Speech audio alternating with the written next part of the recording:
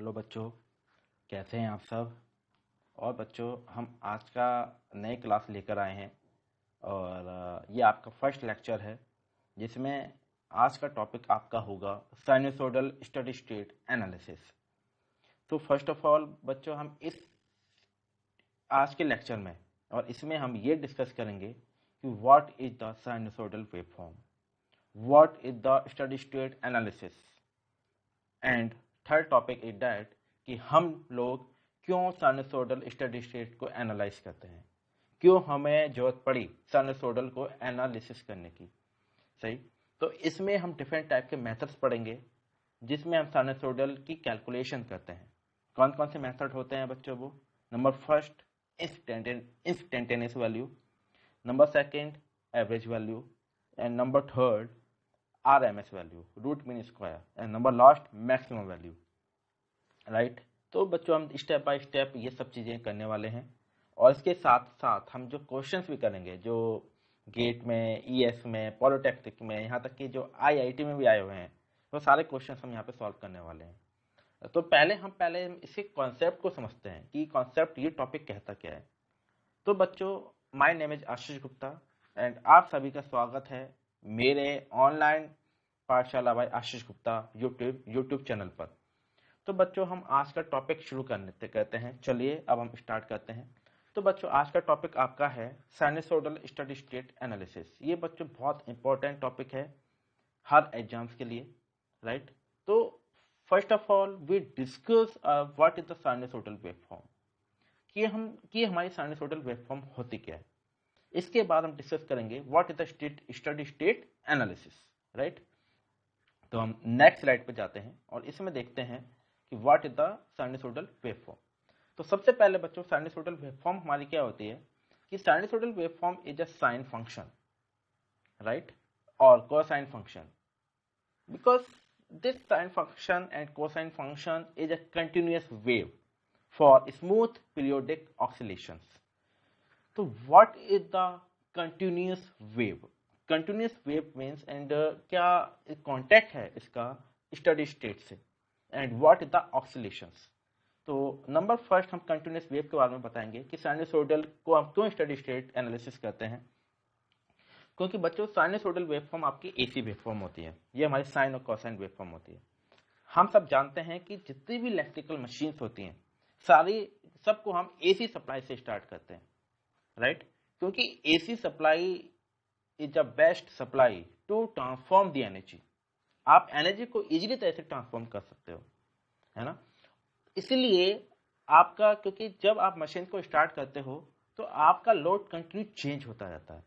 कभी कभी लोड आपका हाई हो गया, कभी लोड आपका लो हो गया, जिसकी वजह से आपकी साइनसोइडल वेवफॉर्म डिसबैलेंस हो जाती है ना। तो इसीलिए हम मैनी टाइप्स ऑफ कंपोनेंट्स का यूज करते हैं जो इस डिसबैलेंस साइनसोइडल वेवफॉर्म को एक कंटिन्यूअस वेवफॉर्म में कन्वर्ट करती है। और ऑक्सीलेशंस बच्चों आपका क्या होता है? ऑक्सीलेशंस आपका होता है फॉर स्मूथ वेवफॉर्म, बिल्कुल एक्यूरेट वेवफॉर्म जो होती है, मीन्स बिल्कुल जैसे ये आपकी वेवफॉर्म है, तो इसमें आप ध्यान रखना कि ये प्लस टर्मिनल और ये माइनस टर्मिनल दोनों की दोनों वेवफॉर्म इक्वल होनी चाहिए। This is the oscillation, means plus equal to minus waveform, दोनों की हर वेराइटीज आपकी इक्वल होनी चाहिए।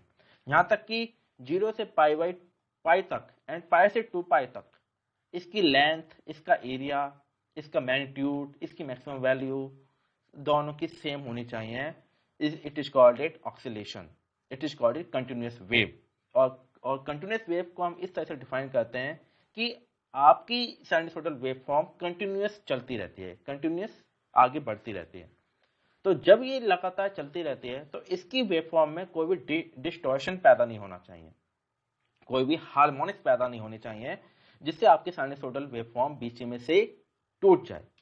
यदि ऐसी कंडीशन पैदा होती है तो आपकी मशीन्स भी डिस्टर्बेंस क्रिएट कर देगी, आपकी मशीन्स के अंदर भी हार्मोनिक्स क्रिएट हो जाएंगे। तो इस कंडीशन को सॉल्व करने के लिए हम स्टेडी स्टेट एनालिसिस का यूज करते हैं। राइट। तो बच्चों, आपको समझ में आ गया साइनसोइडल वेवफॉर्म क्या होती है। साइनसोइडल वेवफॉर्म बेसिकली हमारी साइन और कोसाइन फंक्शन होता है, और ये एक ऐसी वेव है जो कंटिन्यूअस एक कांस्टेंट स्पीड से चलती है। With smooth periodic time. एक बार और मैं बता दूं ऑक्सीलेशंस क्या होता है। ऑक्सीलेशंस आपका बच्चों एक कांस्टेंट स्पीड होती है, मतलब कांस्टेंट, ये जैसे जैसे ये क्रिएट हो रहा है तो पूरा का पूरा कांस्टेंट होना चाहिए। यदि ये देखिए ये आपकी 5 वेवफॉर्म आ गई यहाँ पे, सही है, 1 2 3 4 एंड 5। और ऑक्सीलेशन, ये आपके ऑक्सीलेशन तभी होंगे जब इन पांचों का वेवफॉर्म का मैग्नीट्यूड, एरिया सब इक्वल होगा। All equal parts of magnitude, all equal parts of area, it is called the oscillations, right. तो इसलिए हम साइनसोइडल का यूज करते हैं, क्योंकि साइनसोइडल भी जब भी साइनसोइडल क्रिएट होती है तो एक कांस्टेंट वेव के फॉर्म में क्रिएट होती है ना। इसके बाद हम नेक्स्ट टॉपिक है आपका what is the steady state. तो बच्चों steady state is a constant creation for unchanging condition of matter. It means steady state आपका होता है कांस्टेंट स्पीड, क्योंकि बच्चों जब आप मशीन्स को एसी सप्लाई से स्टार्ट करते हो तो आपका लोड कंटिन्यू चेंज होगा, तो आपकी एसी सप्लाई भी चेंज होगी, वोल्टेज चेंज होगा तो करंट भी चेंज होगी। करंट के चेंज होने से जो मशीन्स के अंदर चार्जेस हैं वो भी आपके चेंज होने लगेंगे। जैसे चार्जेस आपके चेंज हो गए या इलेक्ट्रॉन्स की स्पीड चेंज हो गई तो आपकी मशीन पर भी उसका फर्क पड़ेगा, मशीन भी आपकी डिसबैलेंस हो जाएगी। बट ऐसा नहीं होना चाहिए, राइट। कितनी भी डिस्टर्बेंसेस क्रिएट हो जाए मशीन के अंदर या कितनी भी सप्लाई के अंदर डिसबैलेंस क्रिएट हो जाए, बट आपकी मशीन की स्पीड या मशीन की परफॉर्मेंस कांस्टेंट होनी चाहिए, उसकी कंडीशन अनचेंज होनी चाहिए। तो हमें मशीन्स में एक ऐसा मैटर रेडी करना है कि जब ऐसे डिस्टर्बेंसेस क्रिएट होते हैं तो मशीन्स के अंदर कोई सी भी कंडीशन अनचेंज ना हो, कांस्टेंट रहे। It is called steady state. जैसे फॉर एग्जांपल मैं आपको एक सिंपल एग्जांपल बताता हूं बच्चों, फैन। जो आपके घरों में फैन लगा होता है ना, आपने देखा होगा कि आपके घरों में फैन लगा होता है तो फैन की वेवफॉर्म कैसे आती है। फैन की वेवफॉर्म आपके ऐसे आती है, ये फैन की वेवफॉर्म हो गई, राइट। तो यहां पे मैं पॉइंट लिख देता हूं 0 से 1 एंड 1 से 2। आपने देखा होगा कि जब आप फैन को स्टार्ट करते हो तो जब कुछ टाइम तक 0 से 1 तक आपका फैन धीरे धीरे स्पीड पकड़ता है। जैसे स्पीड हाई हो गई तो कुछ after some seconds speed will be constant. तो जो ये आप 1 से लेके 2, 1 से 2 तक जो आप वेवफॉर्म देख रहे हो ये आपकी होती है स्टडी स्टेट। और 0 से 1 के बीच में जो देख रहे हो ये आपकी this is the not constant transient waveform. आपके 2 टाइप की वेवफॉर्म होती हैं, number first transient and number second steady state. तो जब आपका टाइम बढ़ेगा, राइट, मान लीजिए जब आपका टाइम बढ़ेगा तो आपकी स्पीड भी बढ़ेगी मशीन की, है ना।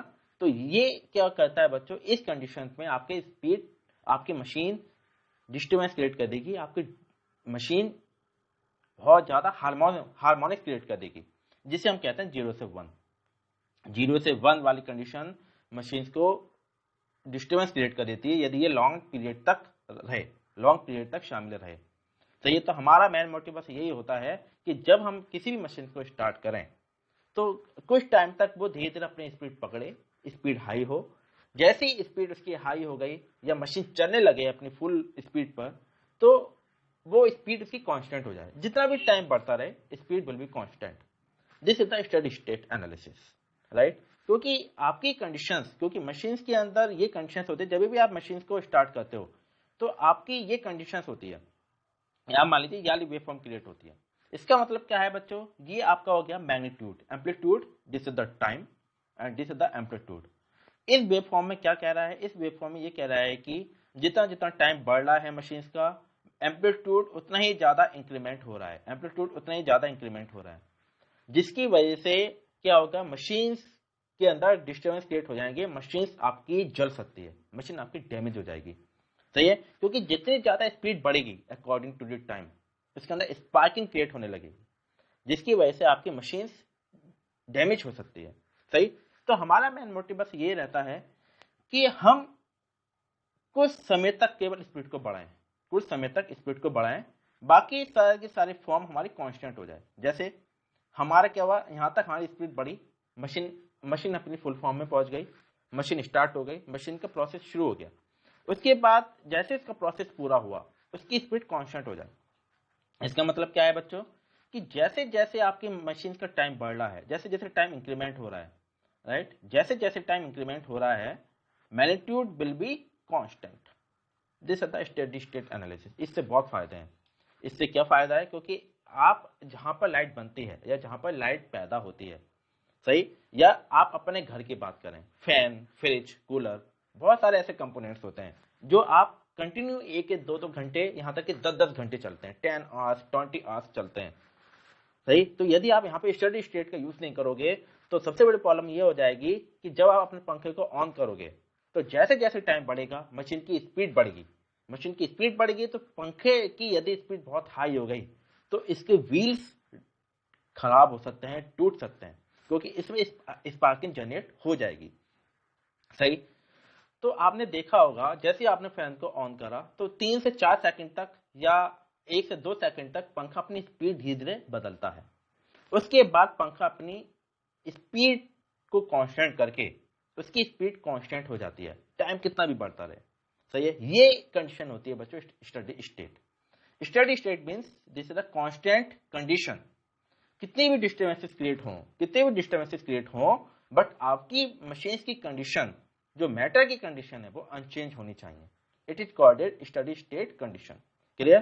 तो हम इसी चीज में हम यहाँ पे साइनसोइडल स्टडी स्टेट एनालिसिस का यूज करते हैं। क्यों? क्योंकि आपकी एसी वेवफॉर्म लगा कंटिन्यू चेंज होती रहती है। एसी वेवफॉर्म आपकी कंटिन्यू चेंज होती रहती है, कभी आपकी घटी कभी आपकी बढ़ी, जिसकी वजह से क्या होगा, आपकी मशीन का जो मैटर है उसकी कंडीशन भी चेंज होती रहेगी, राइट। तो हम इस तरह से उस मैटर को बनाएं, उस तरह से हम इसकी टेस्टिंग करें, उसका एनालिसिस हम इस तरह से करें कि जब डिफरेंट टाइप्स के डिस्टर्बेंसेस क्रिएट हो तो हमारे मैटर पे कोई फर्क नहीं पड़े, ओनली अनचेंज मैटर होना चाहिए, ओनली अनचेंज कंडीशन मैटर होना चाहिए, जिसे हम कहते हैं स्टडी स्टेट, सही। अब हम बच्चों आगे बढ़ते हैं। अब देखना इस वेव फॉर्म में आप देखिएगा धीरे धीरे कि आपकी ये वेव फॉर्म स्टडी स्टेट है। आप देखिएगा क्यों, क्योंकि आपका यहाँ पे प्लस टर्मिनल और माइनस टर्मिनल दोनों एक दूसरे से इक्वल है, राइट। तो ये इक्वल साइनसोइडल वेवफॉर्म कब क्रिएट होगी, जब ये मशीन हमारी इक्वल मेटल से बनेगी। आपने देखा होगा कि सारी की सारी मशीनें इक्वल मेटल से बनती हैं, कोई डिफरेंट ये नहीं है कि आपने एक मशीन अलग मेटल से बना दी, दूसरी मशीन आपने अलग मेटल से बना दी। तो इससे क्या होगा, क्योंकि मशीन्स के अंदर बहुत सारे पार्ट होते हैं, सही है, तो पार्ट आपके एक ही मेटल के होने चाहिए, जिससे क्या होगा बच्चों, क्योंकि अलग अलग मेटल की अलग अलग क्वांटिटी होती है, अलग अलग वैरायटीज होती हैं, सही है, जिसकी वजह से क्या होता है कि कोई मेटल हाई करंट को फॉलो करता है, कोई मेटल लो करंट को फॉलो करता है, जिससे आपका लोड कंटिन्यू चेंज होता रहता है और आपका मेटल की कंडीशन भी चेंज होती रहेगी, सही है। तो हमारे जितने भी मशीन्स हैं सारे के सारे इक्वल मेटल के होने चाहिए, जिससे आपकी ये इक्वल वेवफॉर्म क्रिएट होगी, जिसे हम कहते हैं कांस्टेंट वेव या स्टडी स्टेट वेव या साइनसोइडल वेव, सही है। इसलिए सबसे पहले जब हम मशीन्स को रेडी करते हैं तो उसके लिए हम साइनसोइडल वेवफॉर्म को एनालाइज करते हैं कि ऐसी क्या वैल्यू रखें जिससे हमारा यदि चार्ज भी डिस्टर्बेंस हो या चार्ज भी हमारा चेंज हो तो उसके अंदर कंडीशन जो होनी चाहिए वो अनचेंज होनी चाहिए, राइट। क्लियर है। तो अब हम बच्चों आगे बढ़ते हैं। आगे का टॉपिक हमारा होगा कि effective values of current end voltage, कि हमारी क्या क्या वैल्यू होनी चाहिए करंट वोल्टेज की। क्योंकि बच्चों यहाँ पे करंट वोल्टेज हम क्यों लेते हैं, सबसे पहले हम करंट वोल्टेज यहाँ पे हमने क्यों लिया, क्योंकि बच्चों ये दोनों आपके एक्टिव एलिमेंट होते हैं जो मशीन को स्टार्ट करते हैं, राइट। तो हमारा मेन मोटिव ये होता है कि यदि हम एक्टिव एलिमेंट के ही कंपोनेंट्स को कंट्रोल कर लें तो आने के जब करंट वोल्टेज मशीन के अंदर जाती है तो हम उसे आराम से कंट्रोल कर सकते हैं, सही है, राइट। आपको अपनी बॉडी को सही रखना है तो आपको हेल्थी फूड खाना पड़ेगा। यदि इसी तरह यदि आपको मशीन्स को हेल्थी रखना है तो मशीन्स के अंदर आपको equal range of current voltage देनी पड़ेगी, जिससे आपकी मशीन्स के अंदर डिस्टर्बेंसेस क्रिएट ना हो। तो ऐसी क्या क्या इफेक्टिव वैल्यूज होती हैं करंट वोल्टेज की, जिससे हमारी मशीन्स के अंदर डिस्टर्बेंसेस क्रिएट ना हो, लॉसेस क्रिएट ना हो और equal size of sinusoidal waveform create हो, सही। तो बच्चों अब हमारे यहाँ पे दो टाइप के सर्किट होते हैं। पहला हमारा डीसी सर्किट होता है, दूसरा हमारा एसी सर्किट होता है। सही है। बट हम डीसी सर्किट को हम लाइट इलेक्ट्रिसिटी में बहुत कम यूज करते हैं, क्योंकि जहां पर इलेक्ट्रिसिटी का जनरेशन होता है वहां पर हम एसी सप्लाई का यूज करते हैं, डीसी सप्लाई का यूज नहीं कर सकते, क्योंकि डीसी सप्लाई आपकी अच्छी होती है, because this is the constant, this is the 100% steady state analysis, 100% steady state, but it is not used all about of circuit. Why? Because DC circuit is a constant value. And what is the disadvantage of DC circuit? Number first disadvantage of that कि DC circuit आप high transmit नहीं कर सकते। हम लोग DC circuit को high transmission नहीं कर सकते, इसकी डिस्टेंस बहुत कम होती है। AC सप्लाई को आप हाई ट्रांसमिट कर सकते हो, 500 किलोमीटर, 600 किलोमीटर, सो ऑन। और डीसी सर्किट को आप 2 से 3 किलोमीटर तक ही ट्रांसमिट कर सकते हो, इसके आगे आप ट्रांसमिट नहीं कर सकते। तो ये हमारे लिए सबसे बैड डिसएडवांटेज है डीसी सर्किट का। नंबर सेकंड, डीसी सर्किट की मैन्युफैक्चरिंग बहुत डिफिकल्ट होती है than AC circuit. AC circuit की मैन्युफैक्चरिंग आप इजीली तरह से कर सकते हो और ट्रांसमिट भी कर सकते हो।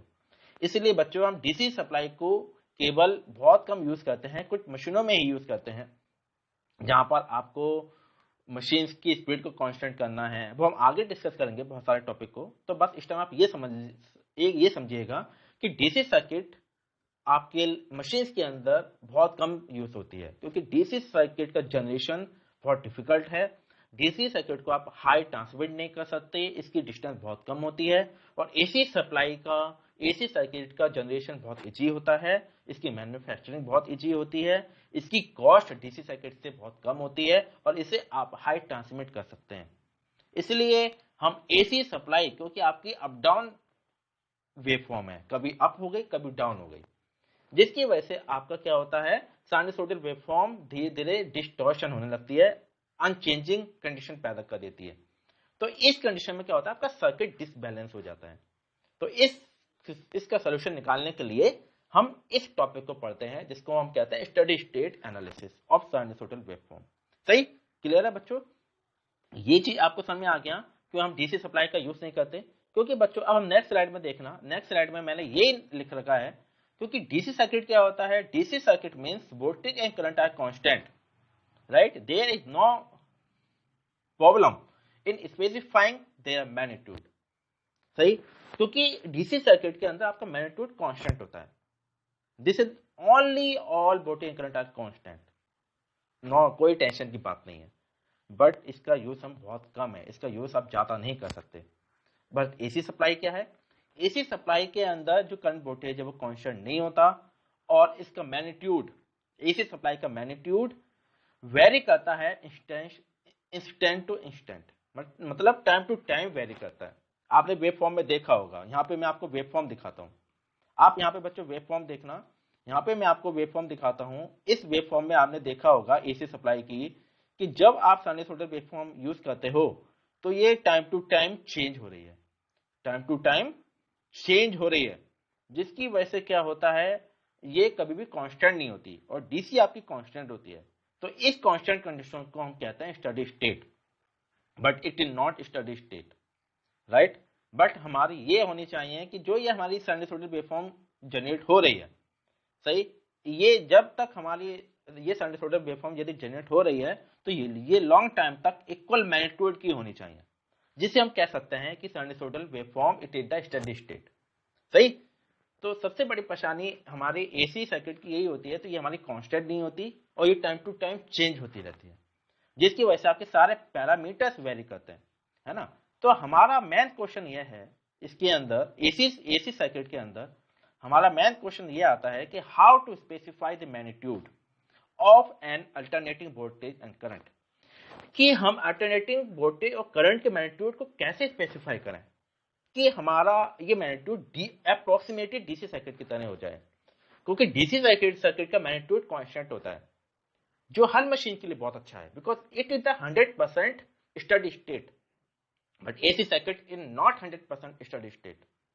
सही है, तो हमारा मेन मोटिव ये रहता है कि हम एसी सर्किट की वोल्टेज और करंट को इस तरह से मॉडिफाई करें जिससे उसका मैग्नीट्यूड अप्रोक्सीमेटली डीसी सर्किट के बराबर हो जाए, not equal to, approximately steady state के बराबर हो जाए, जिससे जब कोई डिस्टर्बेंस क्रिएट होते हैं मशीन के अंदर तो उसके मशीन के मैटर में कोई कंडीशन आपकी चेंजिंग ना हो, अनचेंजिंग कंडीशन पैदा हो, कांस्टेंट वेवफॉर्म पैदा हो जो आपके मशीन को डिस्टर्बेंस से बचाती है। राइट, क्लियर है बच्चों? ये चीज का ध्यान रखना। अब नेक्स्ट स्लाइड में हमारा ये है कि जब हमने ये चीज समझा दिया क्वेश्चंस का, सही, तो हम किस तरह से इसे स्पेसिफाई करेंगे वो हम देखते हैं। हम यहाँ पे बच्चों we specify the magnitude of an alternative voltage and current at four type. यहाँ पे फोर टाइप से हम इसे यूज करते हैं। पहला आपका क्या होता है, मैक्सिमम वैल्यू, सही। सेकंड आपका होता है instantaneous value. Number third average और mean value, and last one effective और RMS, it is called it root mean square value. बच्चों ये मैं आपको डे बाय डे हर लेक्चर में डिस्कस करूंगा कि what is the maximum value, instantaneous value, average और मीन वैल्यू, इफेक्टिव और RMS root mean square value. Step by step इसके समझाएंगे कि ये क्या वैल्यूज होती हैं, कैसे आप इससे स्टडी स्टेट कंडीशन को फॉलो कर सकते हो, कैसे आप कांस्टेंट वेवफॉर्म जनरेट कर सकते हो, सही। और इसकी क्वेश्चन को सॉल्व करेंगे, क्योंकि ये क्वेश्चन बच्चों इसके क्वेश्चन बहुत ज्यादा पूछे जाते हैं क्वेश्चंस पेपर के अंदर, कंपटीशन हो या कोई यूनिवर्सिटी का पेपर हो, इसके क्वेश्चन 100% आते हैं। तो बच्चों आप ये चीज का ध्यान रख लीजिएगा, हम इन वैल्यू को इसलिए डिटरमाइन करते हैं क्योंकि हम अपनी साइनसोइडल वेवफॉर्म को स्टडी स्टेट की तरफ लेकर आए, अप्रोक्सीमेटली स्टडी स्टेट की तरफ लेके आए। 100% तो नहीं होगा, क्योंकि 100% होगा तो बच्चों डीसी सर्किट हो जाएगा, इस चीज का ध्यान रखना। 100% होगा तो वो डीसी सर्किट हो जाएगा, बट अप्रोक्सीमेटली डीसी सर्किट के बराबर हो जाए, अप्रोक्सीमेटली स्टडी स्टेट। इतना ही हमने कर लिया तो सिस्टम आपका अच्छा काम करेगा, सही, एसी सर्किट के लिए। क्लियर? तो बच्चों अब हम नेक्स्ट आपका टॉपिक होगा कि हम आपको एक सिंपल सा एग्जांपल बताते हैं एसी सर्किट के अंदर, क्योंकि आपने देखा होगा कि हम मैक्सिमम मशीन्स में एसी सप्लाई यूज करते हैं, डीसी सप्लाई को हम कन्वर्ट करते हैं, एसी को हम कन्वर्ट करते हैं डीसी में, तो हम यूज करते हैं हम, लेकिन डीसी को हम रेडी नहीं करते, हम एसी को रेडी करते हैं। तो आपने देखा होगा मैक्सिमम पावर सर्किट जितने भी हैं वो साइनसोइडल वोल्टेज को डिलीवर करते हैं। तो हमारी वोल्टेज मान लीजिए कि हमारी सिंगल फेज की वोल्टेज 250 वोल्ट है और 50 हर्ट्ज है। तो ये जो ये 50 हर्ट्ज है बच्चों, ये आपकी स्टडी स्टेट कंडीशन है। 240 वोल्ट है बच्चों, ये आपके स्टडी स्टेट कंडीशन है, बट ये एसी सर्किट के अंदर जनरेट नहीं होती। क्यों नहीं होती बच्चों? क्योंकि आपकी साइनसोइडल वेवफॉर्म कंटिन्यू चेंज होती रहती है, क्योंकि साइनसोइडल वेवफॉर्म आपकी लोड के ऊपर डिपेंड होती है, मशीन के लोड के ऊपर। मशीन का load time by time change होगा तो साइनसोइडल वेवफॉर्म भी चेंज होगी, जिसकी वजह से आपकी फ्रीक्वेंसी और वोल्टेज दोनों चेंज होगा, आपको कांस्टेंट वोल्टेज नहीं मिलेगा, सही। तो हमारा सबसे मेन क्वेश्चन हमारा यह है कि जब आप 240 वोल्ट क्रिएट करते हो मशीन के अंदर एसी सप्लाई में, एसी सर्किट में सिंगल फेज सप्लाई 240 वोल्ट, तो my question is that what is the mean by 240 volt? 240 volt को आप क्या कहोगे, क्या है ये 240 वोल्ट, सही। तो माय आंसर इज दैट कि 240 volt is not a instantaneous value, सही। आप हमेशा ध्यान रखना, बच्चे ये गलती कर देते हैं कि जो 240 वोल्ट है वो आपका इंस्टेंटेनियस वैल्यू है, but 240 volt is not a instantaneous value. Why? Because in sinusoidal waveform 240 volt is not a constant and not a amplitude. Why? क्योंकि ये टाइम के अकॉर्डिंग चेंज होगा, और इंस्टेंटेनियस वैल्यू क्या होती है? At a particular instant of time कुछ value आपकी क्रिएट होती है जिसे हम इंस्टेंटेनियस वैल्यू कहते हैं, इसे हम आगे डिस्कस करेंगे, सही है। तो आप हमेशा ध्यान रखना कि जो आपकी साइनसोइडल वेवफॉर्म में 240 वोल्ट क्रिएट होती है उसे हम इंस्टेंटेनियस वैल्यू नहीं कहते। Number second point is that आप मशीन में जो एवरेज वैल्यू होती है वो भी आप 240 वोल्ट नहीं है, means 240 volt is not average value, because जब आप एवरेज वैल्यू निकालते हो साइन वेवफॉर्म की तो उसका आंसर 0 आता है, तो 0 आ गया, 0 volt, but it is not 240। तो व्हाट इज द 240? तो what is the mean by 240? तो this is the correct answer, 240 volt is a RMS value. Why?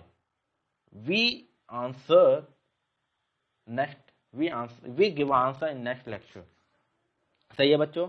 तो जब आप आरएमएस वैल्यू की स्टडी करोगे तो आपको पता चलेगा कि 240 volt, what is the 240 volt, 240 volt क्या है।